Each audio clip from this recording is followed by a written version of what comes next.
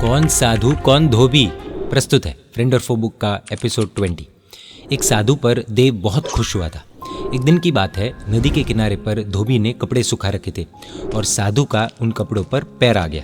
ये धोबी थोड़ा विचित्र था, दो काम में एक्सपर्ट था, मुंह से गाली बोलने में और हाथ से मारपीट करने में। कपड़े धोने की आदत जो थी, धोबी ने वह साधु को गालियाँ बोलनी शुरू कर दी। साधु भी भूल गए कि वे तो साधु है। उन्हें भी गुस्सा आया और उन्होंने भी दे दनादन डिशम डिशम शुरू कर दिया और आखिरकार मैच ड्रॉ हुआ, दोनों अलग हुए। बेचारे साधु का भी बहुत बुरा हाल हुआ, खूब चोट आई। देव प्रकट हुआ और साधु ने कंप्लेंट की, अब तक कहाँ गायब थे, खास जरूरत थी तुम्हारी तब तो तुमने सहाय नहीं की, कितना याद किया था मैंने तुम्हें। तब देव ने कहा, अरे बाबा जी, मैं तो तुरंत आ गया था, लेकिन क्रोध नाम का राक्षस एवं पागलपन आप दोनों पर सवार था। आप दोनों एक दूसरे से कैसे लड़ रहे थे वो तो देखने वाला ही जाने। आप दोनों में धोबी कौन और साधु कौन मैं पहचान ही नहीं पाया, तो फिर मैं मदद किसकी करता, आप ही बताइए। पूज्यश्री कहते हैं कि साधु ने अटैक किया, प्रहार किया, प्रतिकार किया, तो देव द्वारा जो सिक्योरिटी थी, संरक्षण था, वो खोया। तो फिर पतित पावन श्री जिन शासन का, जैन धर्म का संरक्षण कैसे मिलेगा? वो क्या छूट नहीं जाएगा? जिस व्यक्ति की सहन करने की तैयारी नहीं, उसका नंबर शासन में नहीं लगता, उसे वहाँ प्रवेश नहीं मिलता, प्रभु दरबार के बाहर ही उसे बैठे रहना पड़ता है।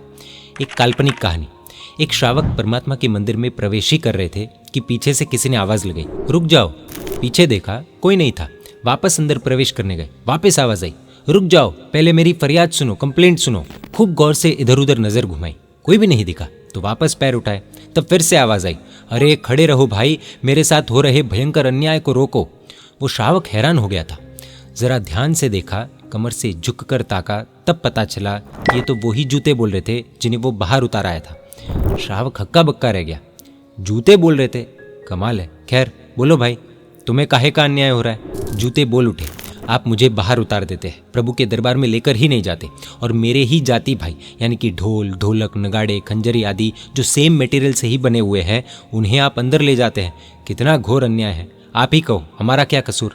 क्षण भर के लिए वो श्रावक उलझन में फंस गया। फिर उसने कहा, अच्छा चलो, तुम्हें मैं परमात्मा के मंदिर में ले चलता हूँ, लेकिन एक शर्त पर, कि तुम पहले द्वार पर खड़े रहकर अंदर झांक कर अपना निर्णय ले लेना, सचमुच तुम्हें अंदर जाना है या नहीं। कोइंसिडेंशली उसी वक्त मंदिर में संध्याकालीन आरती चल रही थी, इसलिए जैसे ही जूतों ने अपनी नज़र अंदर डाली, तुरंत ही निर्णय ले लिया कि नहीं बाबा नहीं, हमें अंदर नहीं जाना है।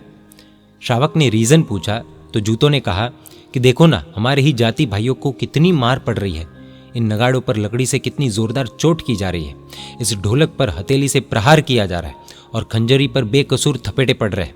हमें तो बाबा ऐसा कुछ सहना नहीं है। जूते सहन करने को तैयार नहीं थे, इसीलिए उन्हें परमात्मा के दरबार में प्रवेश नहीं मिला। पूज्यश्री कहते हैं कि प्रभु के दरबार में प्रवेश करना है, टिकना है, टिक कर आगे बढ़ना है, तो एक अटल अडिग निश्चय करो कि जब जहाँ जिस किसी और से भी जितना और जैसा भी सहन करने को आए, उसे सहन करो। बिल्कुल आकुल व्याकुलता नहीं, क्रोध नहीं, प्रहार नहीं। उसकी दो कौड़ी की भी कीमत नहीं है और मुझे तंग करता है, मैं उसको क्यों सहन करूं? ऐसा नहीं सोचना है।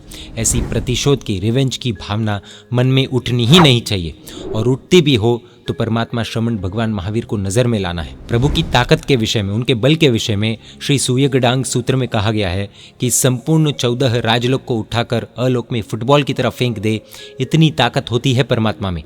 तो भी समता के समंदर ऐसे परमात्मा ने कैसे कैसों का कितना कितना कैसा कैसा सहन किया है। उन्हीं प्रभु के शासन में हमें बने रहना है, तो परमात्मा के द्वारा दिया गया सूत्र अपनाना ही पड़ेगा। अणु सोयो संसारो, पड़ी सोयो तस्स उत्तारो।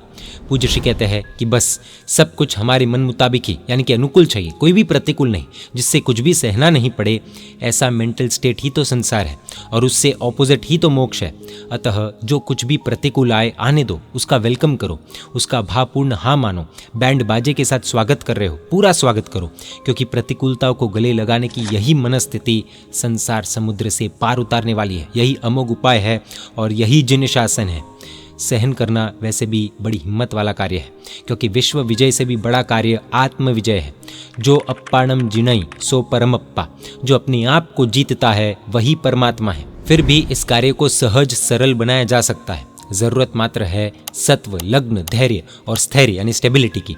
उसमें भी कभी हम परेशान होकर प्रहार करने बैठने के पाप से कहीं अटक ना जाए, इसलिए इस प्रकार की विचारधाराओं का सिलसिला मन में जगाना यह एक श्रेष्ठ उपाय है।